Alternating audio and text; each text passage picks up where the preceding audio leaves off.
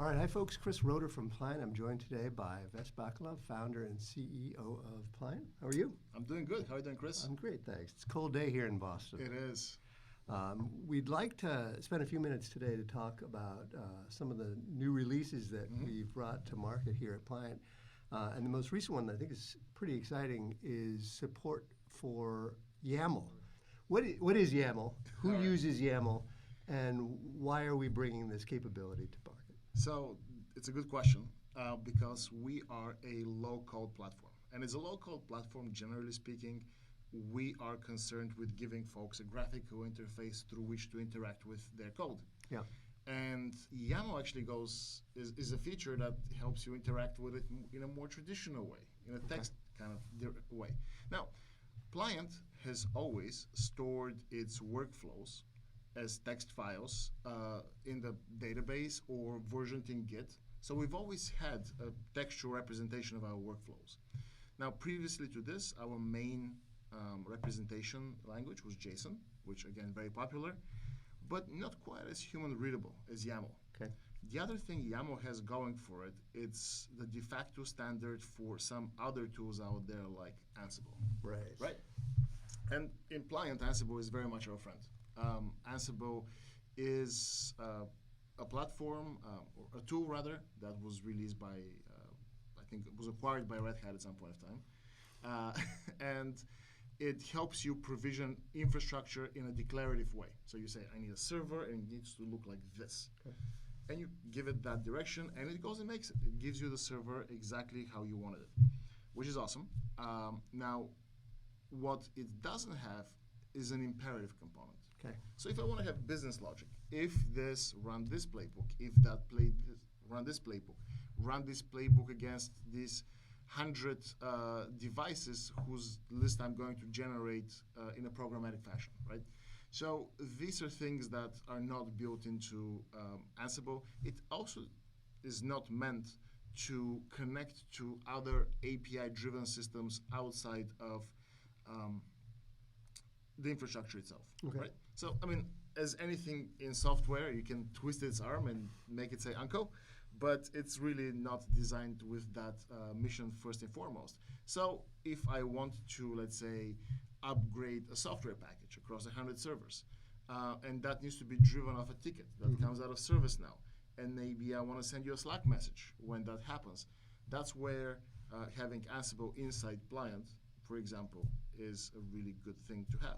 Okay. Now, I just talked a whole lot about Ansible rather than answer your question, but essentially by creating a text format that is basically the behind the scenes of our workflows that matches Ansible, it makes it really seamless to plug an Ansible playbook in the middle of the workflow.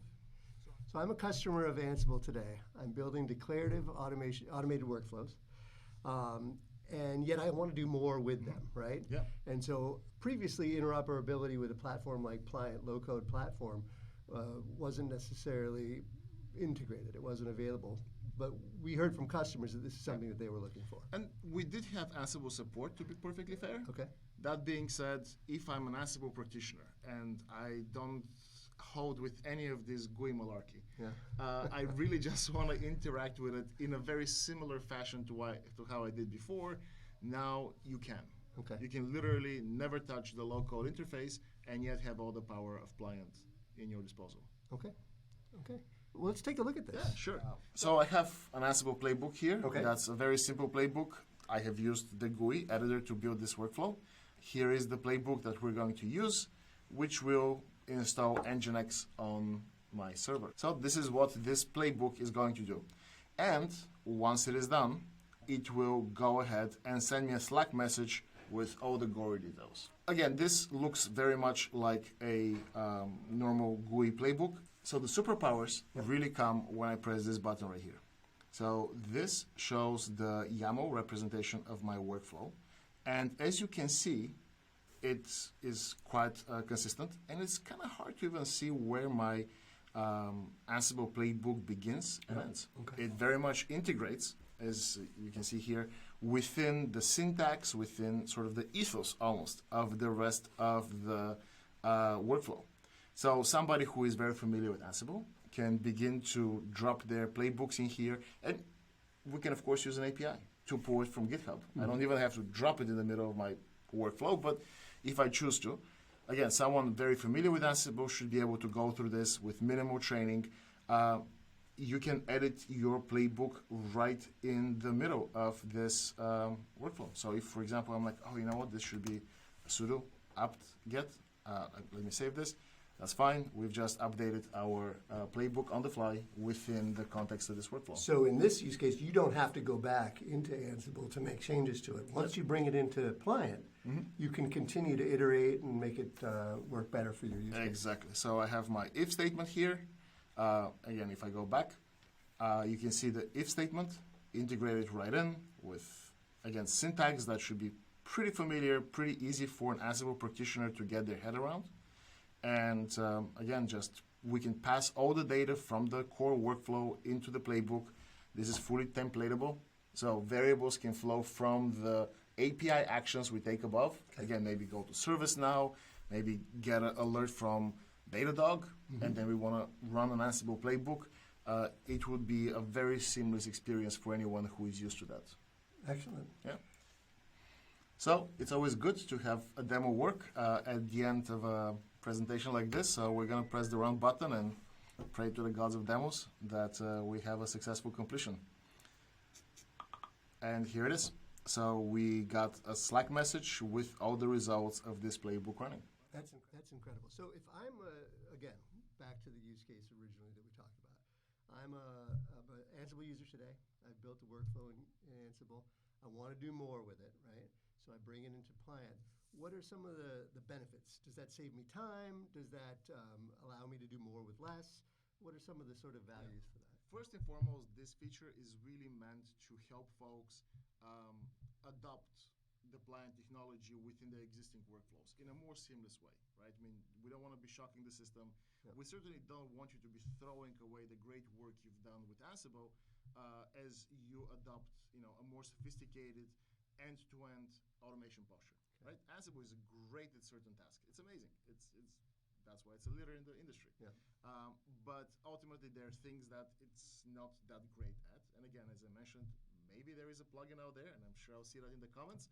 But in general, what Pliant does and what Pliant is amazing with is helping you integrate all those other systems, including maybe connecting to a billing system, right? So I provision a server, in this case, an Nginx server. Maybe I'm a hosting company, and I want to start billing my customer as soon as they have provisioned the server. Well, Ansible is hardly the system that's going to go and to Stripe and start billing me, right? And that's something that Pliant is good at. The other thing that actually is really good is our API gateway. And the way this would work within Pliant is, just to make this a little more interesting, I'm going to throw in an input. Actually, I do have an input. My host name here is passed in as an input variable, which is great. So we're going to now deploy this workflow as an API endpoint. Okay. So I'll click this deploy workflow. There's changes, save and continue. And I'm going to create a new API. We're going to do the whole end-to-end journey. And I'm going to call it Ansible Ops. Excellent. There is things I can do here, for example, authentications. I'm going to... controlling who can... Yeah. Yes. For the sake of the demo, I'll make this anonymous. Okay. Anyone can touch it. Yep. Don't do this in production. But what we're going to do next is say create. And now we have an API. Now, within this, I will add a stage. And the stage will be called... will be called prod. Okay. We always test in production. Don't do this in production. And then, last but not least, we'll add an endpoint, which automatically has the name of the workflow we were working on. And maybe to make my life a little easier, I'll put an underscore here. I can give it a description. This installs Nginx server on Ubuntu. Excellent. So I have everything I want. There is, again, a ton of advanced options that deal with parallelization, different variable formats. We're not going to touch that right now. And we're just going to deploy. So now there is an endpoint in my Ansible Ops API. Here it is, called Ansible Test. And the cool thing is actually I have full Swaggers, full open API documentation for my workflow. So here it is. As a matter of fact, we can try it out. So I can put in my hostname, which it knows needs to be a string. We're going to execute this. And if the gods of demo are merciful, we should soon see the result.